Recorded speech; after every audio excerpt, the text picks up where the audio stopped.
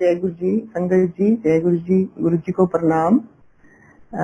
मैं जब गुरु जी के पास गई थी तो कुछ भी ये नहीं पता था कि गुरु जी से कुछ हेल्थ प्रॉब्लम या किसी रिलेटेड जाना होता है। तो हम लोग ऐसे ही गए थे गुरु जी के पास किसी और मतलब वजह से।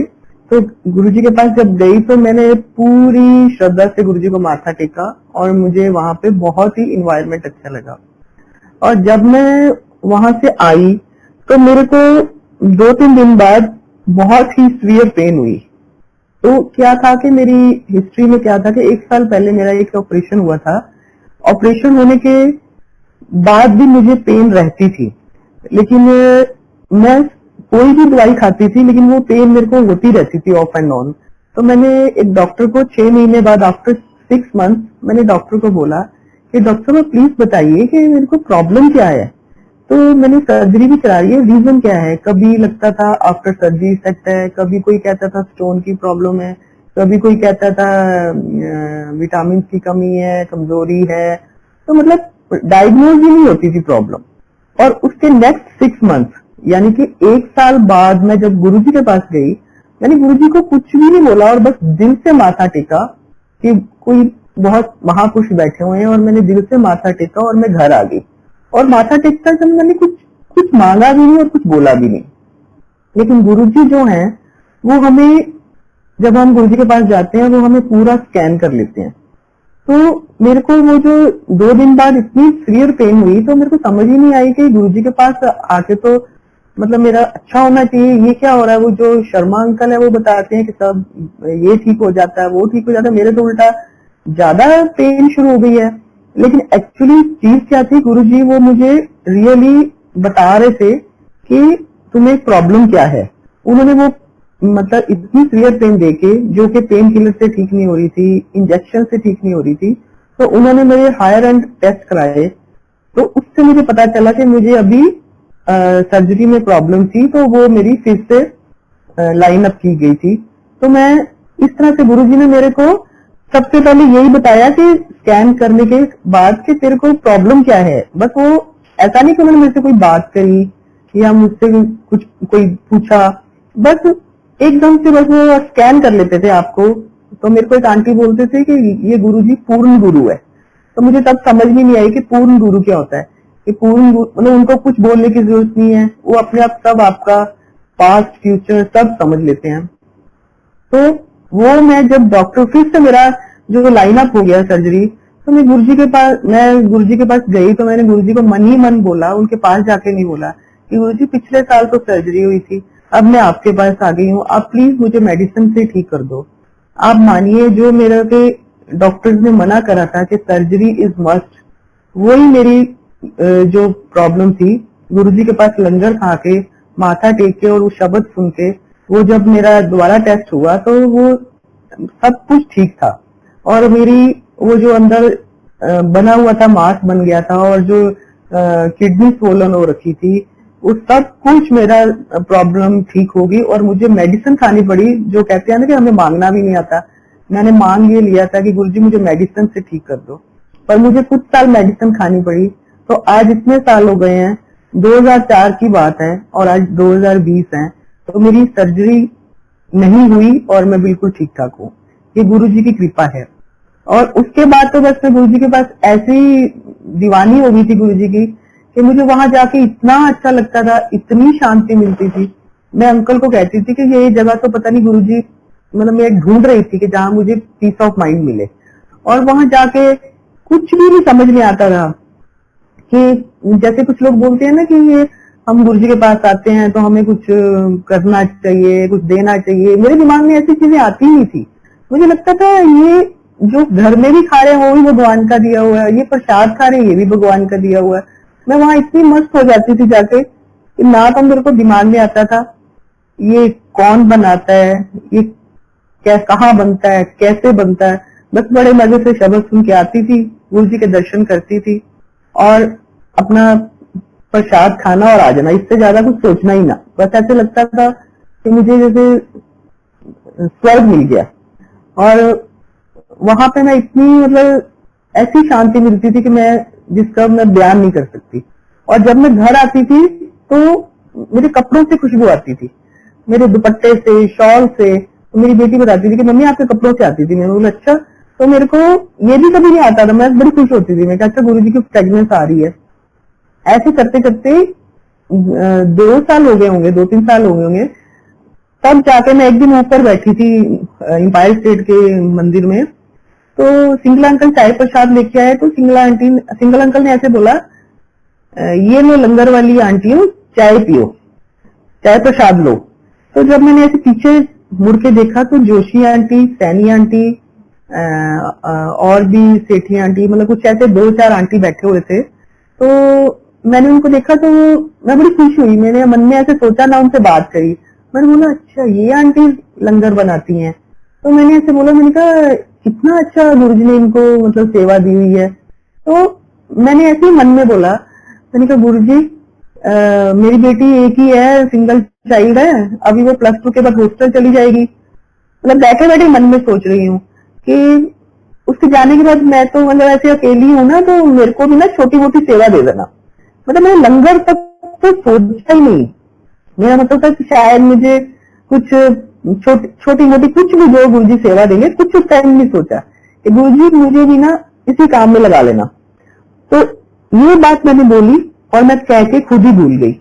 और आप ये देखिए कि 2007 में गुरुजी ने चोला छोड़ दिया, 2008 में मेरी बेटी हॉस्टल गई। तो मेरे को अंकल बोलते हैं तू अकेली क्या करेगी, ब्रदर आया हुआ था कि तू पंजाब चली जा, लुधियाना उनके साथ।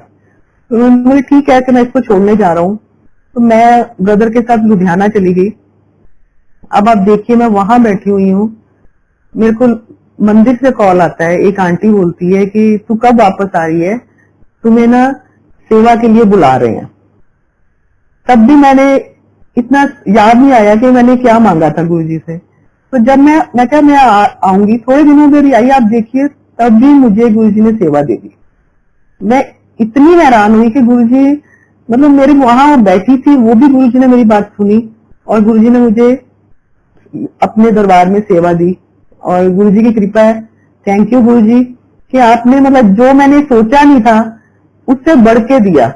जहां मैं अपने आप को उस लायक भी नहीं समझती थी, गुरुजी ने मुझे सेवा दी और उनका बहुत बहुत शुक्राना है। और मैं संगत जी यही कहना चाहूंगी कि जब भी कोई नई संगत आती है, जो भी कोई आए, कभी भी ये मत सोचो कि आते ही के ये लोग सेवा कर रहे हैं, हमें सेवा कैसे मिलेगी। सेवा में ब्लेसिंग ज्यादा है या कम है या इसमें नहीं है, बस आप पहले गुरु के पास आइए। गुरु जी हमेशा बोलते थे कि गुरबानी सुनो, गुरबानी सुनो और चाय प्रसाद लो, लंगर करो। यहाँ तक आप जब पहुंचते हो तो गुरुजी ने अगर आपको किसी को भी सेवा देनी है, उन्होंने अपने आप ही दे देनी है। तो सबसे पहला जो कनेक्शन है वो आपका गुरबानी सुनने का है, शब्द सुनने का है। उसी में ही आपके सारे आंसर हैं, उसी में ही सब आपको जवाब मिलते हैं। तो आपको बिल्कुल इधर उधर नहीं जाना कि क्योंकि अरे हम सेवा कर रहे हैं तो मैं भी सेवा कर लूं, मुझे भी सेवा मिल जाए। तो इस तरह से गुरुजी ने जब देनी है, तो आप देखो मैं घर में बैठी हुई हूँ, तो मैंने किसी को बोला भी नहीं। तो गुरुजी ने मुझे एक आम संगत को कैसे गुरुजी ने अपने आप बुलाया और गुरुजी अपने आप ही देखते हैं और वो बड़ी से बड़ी छोटी से छोटी चीजें भी देखते हैं। मेरे साथ तो रोज ही सत्संग होता है, रोज ही आंसर मिलते हैं। तो मेरी बेटी की शादी हुई 2017 में। जब उसकी शादी हुई तो हमारे एक रिचुअल, एक कस्टम होता है, शायद सभी के होता होगा कि जब शादी होती है तो उसके बाद लड़की जो है वो अपने मायके जाती है। तो मेरे को था कि चलो कोई नहीं, अब शादी होगी मैं जाया आऊंगी। वो एक तरह से होता है कि अब ये पूरी खुशी से अपनी मदर के पास गई है और मिठाई लेके जाती है और उसके बाद फिर वो कंप्लीट हो जाती है रस्म जो भी है कि अब सब खुशी खुशी सब कुछ हो गया। तो क्या हुआ कि शादी हुई और अभी शादी हुई 1 आध दिन ही हुआ होगा उसका, वो उसको गुजरात जाना था, वो चली गई। और 19 को अंकल उनको हम रात को अहमदाबाद की फ्लाइट में बिठा के आए हैं। वापसी भी अंकल मुझे रात को बोलते हैं कि कल 20 फरवरी है, गौरव अंकल का फोन आया है, उनकी बेटी का बर्थडे है तो दुबरी जाना है। अब मैं इतनी एकदम हैरान हो गई, मैंने बोला है हम कैसे दुबरी जाएंगे, हम इतने थके हुए हैं, कल कैसे जा पाएंगे। तो बोलते नहीं चलते हैं, फोन आया है तो जाना चाहिए। मैंने कहा चलो ठीक है। और ऑल ऑफ सडन ही मतलब कि मैंने बैग पैक किया और सुबह हम कार में दुबरी के लिए निकल पड़े। और जबकि हम ट्रैवल कोई इजीली करते नहीं, कहीं ज्यादा हम बहुत सोचते हैं, हम बड़े आलसी हैं ट्रैवल करने में, मतलब बड़े मंदिर ही ज्यादा जाना होता है हमारा। तो वो गुरुजी का बुलावा था। और उसके बाद जब मैं रास्ते में गई हूँ, जा रही थी, तो अंकल बोलते एक मिठाई ले चले। तो तब भी मतलब हमें कुछ नहीं पता, हमारी कोई प्लानिंग नहीं, गुरु जी सब प्लान करते हैं। हमारी जो जिंदगी के जो कह रहे हैं ना कि घोड़ा हाँकने की जो लगाम है गुरु जी के हाथ में है, मतलब उन्होंने हमारी लगामें पकड़ी हुई है। तो वो कहते हैं कि मैंने कहा अच्छा ले लो मिठाई, तो उन्होंने मिठाई ले ली। उसके बाद वहां पहुंचे हम, शाम को हमने फंक्शन अटेंड किया गुरु जी का, और इन्होंने जाके बापू जी की झोली में वो मिठाई रखी और गौरव अंकल ने बोला है कि इनकी बेटी की शादी हुई है, तो बापू जी ने आशीर्वाद दिया। और जब मैं वहां से निकली लुधियाना के लिए घर रात को, तब मुझे गुरुजी ने ये समझाया कि मैंने तेरा जो फेरा है पहले यहाँ डलवाया है। मतलब उनसे मेरा जो शादी के बाद बेटी को विदा करने के बाद जो माँ के पास जाना होता है, वो गुरुजी ने पहले अपने घर में अपने गांव में मेरे को फेरा डलवाया, फिर माँ के पास गई। तो मेरे को अब तब समझ में आया कि ये तो मैं असली गुरुजी के मतलब ये मेरा मायका है। मैं यहाँ पहले आई तो मैंने कुछ सोचा भी नहीं होता गुरुजी ऐसी चीजें करते हैं। तो ऐसे बाद में मुझे समझ में आती है कि ये चीज कैसे होती है। हर चीज छोटी से छोटी, बड़ी से बड़ी। आज सुबह मैं ऐसे ही बैठी हुई हूँ और छोटी सी बात है कि मैंने ऐसे ही जैस्मिन से बात कर रही हूँ, जैस्मिन ये जो होममेड चटनी है ना आम की, ये बहुत अच्छी बनी हुई है।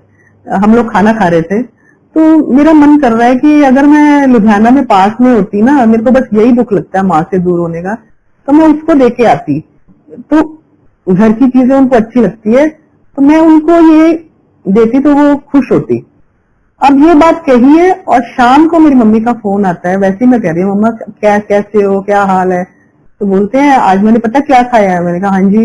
कहते आज मैंने ना अपने लिए ये बनाया और उसके साथ ना मैंने आम की चटनी खाई। तो मैंने बोला अच्छा। कहते वो मेरी फ्रेंड है ना, वो मुझे दे के गई।